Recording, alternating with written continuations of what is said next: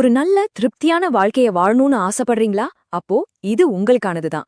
வாங்க, காலத்துக்கும் நிலைச்சு நிக்கிற சில அருமையான விஷயங்களை நாம ஒன்னா சேர்ந்து பார்க்கலாம். நம்ம தமிழ்ல எழுத்துக்கள் எதிலிருந்து ஆரம்பிக்குது? ஆல் இருந்துதானே? அதே மாதிரிதாங்க இந்த உலகத்தில் இருக்கிற எல்லாத்துக்குமே ஒரு தொடக்கம், ஒரு ஆரம்ப புள்ளி இருக்கு. இது கேக்குறதுக்கு ரொம்ப சிம்பிளா இருக்கலாம். ஆனா யோசிச்சு பாருங்க, நம்ம வாழ்க்கையோட பெரிய ரகசியங்களை புரிஞ்சுக்கிறதுக்கு இது ஒரு சூப்பரான சாவி. வாங்க, இந்த ஒரு சின்ன ஐடியாவை வச்சு நம்ம பயணத்தை ஆரம்பிக்கலாம். அப்போ ஒரு நல்ல வாழ்க்கைக்கு எது ரொம்ப முக்கியம்? எது அதோட அடித்தளம்? இதுதான் நம்ம இப்போ ஆழமா யோசிக்க வேண்டிய கேள்வி. வாங்க, இதுக்கான பதில தேடலாம். நம்ம கதையோட முதல் பகுதி இதுதான். ஒரு நல்ல வாழ்க்கைக்கான முதல் படி எங்க இருக்கு தெரியுமா? வெளியே எங்கேயும் இல்ல, நமக்குள்ளதான் இருக்கு. நம்மளோட குணம், நம்ம எண்ணங்கள், நம்மள நாம கட்டுப்படுத்துறது, இதுல இருந்துதான் எல்லாமே ஆரம்பிக்குது. படிப்புங்கிறது வெறும் விஷயங்களை தெரிஞ்சுக்கிறது மட்டும் இல்ல. எது சரின்னு நாம கத்துக்கிறோமோ அத வாழ்க்கையில செஞ்சு காட்டுறதுதான் உண்மையான படிப்பு.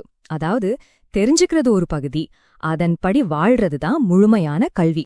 போன ஸ்லைட்ல பார்த்தோம் இல்லையா? அதையே தான் இந்த அருமையான வரியும் சொல்லுது.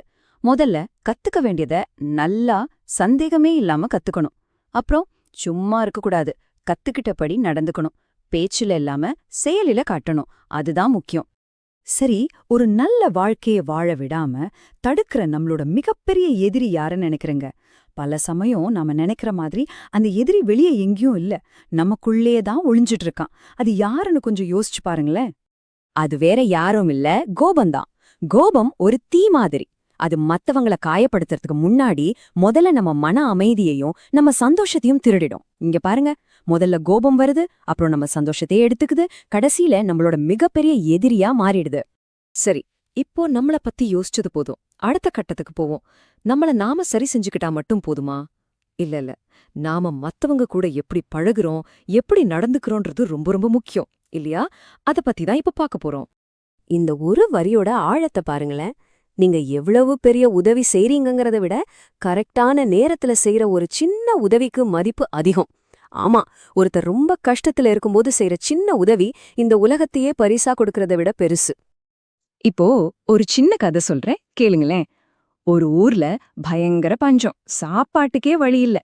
அப்போ ஒரு ஏழை பெண் கிட்ட கடைசியா இருந்தது ஒரே ஒரு கைப்பிடி அரிசிதான். அத அவங்க சாப்பிடாம பசியில வாடிட்டு இருந்த ஒரு குழந்தைக்கு கொடுத்தாங்க. யோசிச்சு பாருங்க, அது வெறும் அரிசி இல்ல, அதுதான் அன்பு, அதுதான் உண்மையான கருணை. இதுல இருந்து என்ன தெரியுது?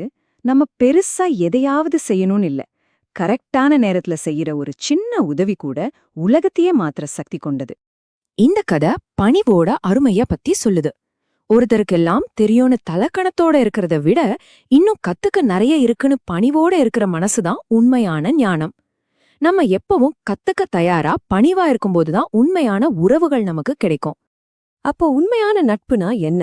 இங்க பாருங்க, நாம தப்பான வழியில போகும்போது அது தப்புன்னு சொல்லி தடுத்து சரியான வழிய காட்டி நம்ம கஷ்ட காலத்துல கூடவே நின்னு நம்ம துக்கத்துல பங்கு எடுத்துக்கிறது தான் உண்மையான நட்பு. உண்மையான நண்பன் ஒரு கண்ணாடி மாதிரி, நம்ம நல்லதையும் காட்டுவான், குறையையும் சுட்டி காட்டுவான். சரி, இப்போ நம்ம பார்வைய இன்னும் கொஞ்சம் விரிவாக்கலாம். நமக்குள்ள நம்மள சுத்தி இருக்கிற மனிதர்களை தாண்டி இந்த உலகத்தோட, இந்த இயற்கையோட நமக்கென்ன தொடர்பு இருக்குன்னு நாம எப்பவாச்சும் யோசிச்சிருக்கோமா? இங்க மழைய ஒரு அழகான உதாரணமா பார்க்கலாம். மழை பாருங்க, நல்லவங்க கெட்டவங்கன்னு பாகுபாடு பாக்குதா? இல்ல, எந்த எதிர்பார்ப்பும் இல்லாம எல்லாருக்கும் பெய்யுது. அதனாலதான் இந்த உலகத்துல உயிர்கள் வாழுது. இப்படி எந்த பிரதிபலனும் எதிர்பார்க்காம கொடுக்கறது தான் இயற்கை நமக்கு கத்துக் கொடுக்கிற ஒரு பெரிய பாடம். ஒரு நிமிஷம் யோசிச்சு பாருங்க, மழை மட்டும் பெய்யலனா என்ன ஆகும்? எந்த பண்டிகையும் இருக்காது, தானம் தர்மம் செய்ய முடியாது, ஏன் ஒரு ஒழுங்கான வாழ்க்கையே இருக்காது. இதுல இருந்து என்ன தெரியுது? நம்ம வாழ்க்கை, நம்ம சந்தோஷம், நம்ம கலாச்சாரம் எல்லாமே இயற்கைய நம்பிதான் இருக்கு. இவ்ளோ நேரம் நாம பார்த்த எல்லா விஷயங்களையும் ஒன்னா சேர்த்து இப்போ ஒரு முக்கியமான கேள்விக்கு வரப்போறோம். இந்த கேள்வி உங்களுக்காக மட்டுமே. இந்த ஒரு கேள்வியோட நான் உங்களை சிந்திக்க வைக்கிறேன். கரெக்டான நேரத்துல செய்யற ஒரு சின்ன கருணை செயல் இந்த உலகத்தையே விட பெருசுன்னு பார்த்தோம் இல்லையா? அப்போ இன்னைக்கு உங்களோட அந்த ஒரு சின்ன செயல் என்னவா இருக்க போகுது? அது ஒருத்தரை பார்த்து சிரிக்கிறதா இருக்கலாம், இல்ல ஒரு நல்ல வார்த்தை சொல்றதா இருக்கலாம், ஏன் யாருக்காவது சின்னதா ஒரு உதவி பண்றதா கூட இருக்கலாம். யோசிங்க, இன்னைக்கு நீங்க என்ன செய்ய போறீங்க?